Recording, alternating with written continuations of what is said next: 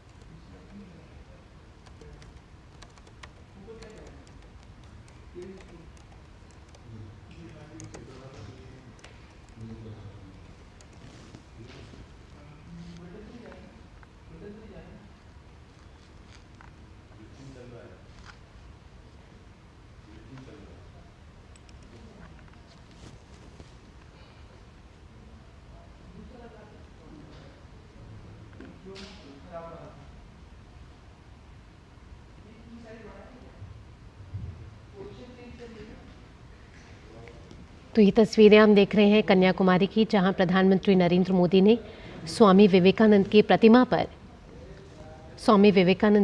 पर पुष्प अर्पित किए हैं। प्रधानमंत्री नरेंद्र मोदी ने स्वामी विवेकानंद को नमन किया। आपको बता दें कि प्रधानमंत्री नरेंद्र मोदी कन्याकुमारी के विवेकानंद रॉक मेमोरियल में साधना कर रहे थे।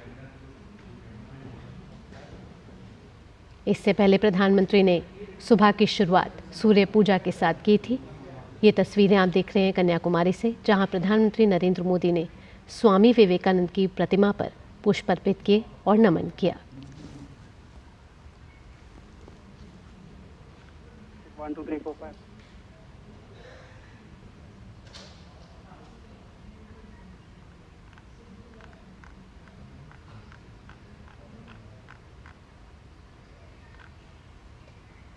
और हमारे संवाददाता सुधीर भी हमारे साथ जुड़ चुके हैं। सुधीर, आपसे जानना चाहेंगे कि प्रधानमंत्री नरेंद्र मोदी ने स्वामी विवेकानंद की प्रतिमा पर पुष्प अर्पित किए हैं, साथ ही साथ उन्हें नमन किया है। ताज़ा अपडेट क्या है? बिल्कुल भावना, देखिए अपनी साधना के बाद से प्रधानमंत्री मोदी यहाँ से निकले हैं। न केवल स्वामी विवेकानंद की जो प्रतिमा है वहाँ उन्होंने माल्यार्पण किया है, अपने श्रद्धा सुमन अर्पित किए। उसके साथ ही जो संत थिरुवल्लुवर की एक विशालकाय प्रतिमा यहाँ है उस पर भी प्रधानमंत्री पहुंचे हैं। वहाँ उन्होंने माल्यार्पण किया है, वहाँ उनको श्रद्धा सुमन अर्पित किए हैं। और उसके बाद से प्रधानमंत्री यहाँ से जो उनका प्रवास था, 3 दिन का जो ध्यान का उनका प्रवास था, उसके बाद से यहाँ से निकले हैं। भावना, साथ ही साथ प्रधानमंत्री की कहीं तो जो साधना थी वो संपन्न हो गई है और प्रधानमंत्री ने उसके बाद स्वामी विवेकानंद की प्रतिमा पर सबसे पहले माल्यार्पण किया। सुधीर जी भावना, बिल्कुल। देखिए जो प्रधानमंत्री की साधना थी, जिस साधना में वो रहे लगातार, अपने आप में बहुत अनूठी और बिल्कुल एक विशेष साधना थी। और जिस तरीके से भावना हम जानते हैं कि 1893 का जो विश्व धर्म सम्मेलन था, जब स्वामी विवेकानंद वहाँ उससे पहले ठीक इसी स्थान पर आए थे और उनके मन के अंदर जो बेचैनी थी, कैसे उनका निवारण है वो इसी स्थान पर हुआ था। यहाँ आकर उन्होंने 3 दिन तक ध्यान लगाया था, साधना की थी। और ठीक उसी तरह अगर हम देखें तो प्रधानमंत्री भी एक लंबे जो चुनाव प्रचार के बाद से ठीक यहाँ विवेकानंद रॉक पे पहुंचे। भारत का जो दक्षिणतम बिंदु है वहाँ पहुंचे हैं और वहाँ उन्होंने 3 दिन तक जो कठोर साधना किया है, ध्यान लगाया है।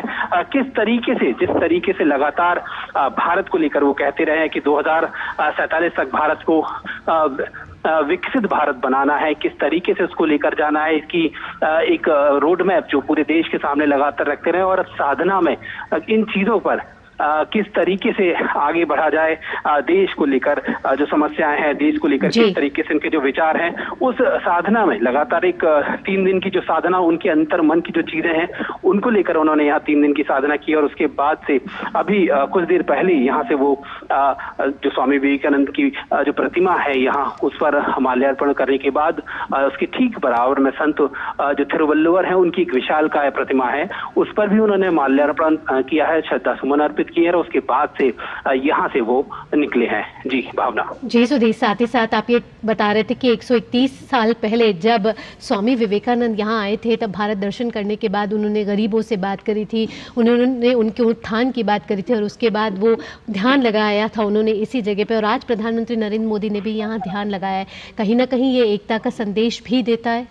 बिल्कुल भावना, देखिए दोनों जो अगर हम घटनाओं को देखें तो दोनों में बहुत समानता है। ठीक उस जब स्वामी विवेकानंद यहाँ पहुंचे थे तो उन्होंने पूरा भारत भ्रमण किया था।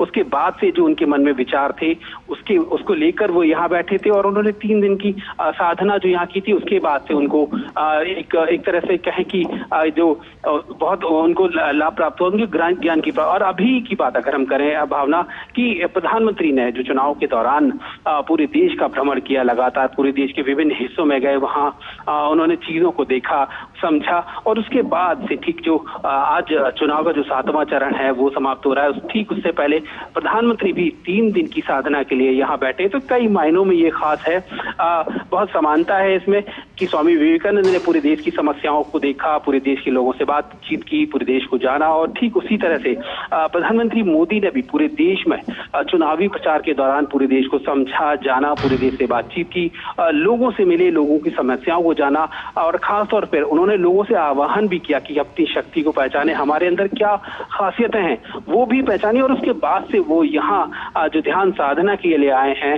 ध्यान साधना के लिए पहुंचे, वो कई मायनों में खास है। ये अपने आप में बिल्कुल साफ तौर पर दर्शाता है कि विकसित भारत के लिए, देश के लिए प्रधानमंत्री की जो दूरदृष्टि है वो किस मायने में खास है और उसको किस तरीके से बिल्कुल एक नई दिशा